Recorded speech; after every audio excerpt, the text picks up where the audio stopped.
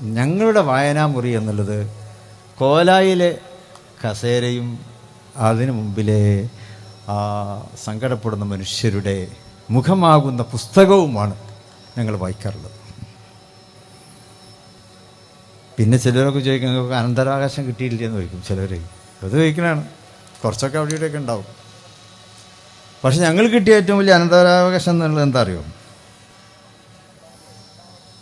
ജാതിയും മതവും കക്ഷിയും രാഷ്ട്രീയം അതിനൊക്കെ അപ്പുറത്ത് കുറേ നല്ല മനുഷ്യരോട് ഇടപഴകാനുള്ള ആ ഒരു അവകാശം ഞങ്ങളുടെ ബാപ്പ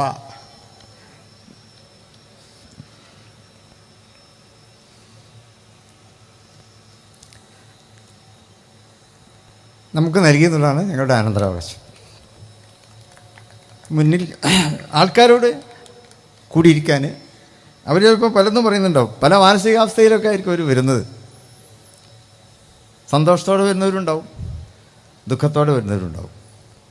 എന്നാൽ ഒരു മടുപ്പും കൂടാതെ അവരോടൊപ്പം ചെലവഴിക്കാനുള്ള ഒരു സന്മനസ്സ്, അതാണ് പൂർവികമായിട്ട് ഞങ്ങൾക്ക് കിട്ടിയിട്ടുള്ള അനന്തരാവകാശം എന്ന് പറയുന്നതിൽ അതിൽ അതാണ് ഞങ്ങളുടെ ഒരു ചാരിതാർത്ഥ്യം എന്നുള്ളത്.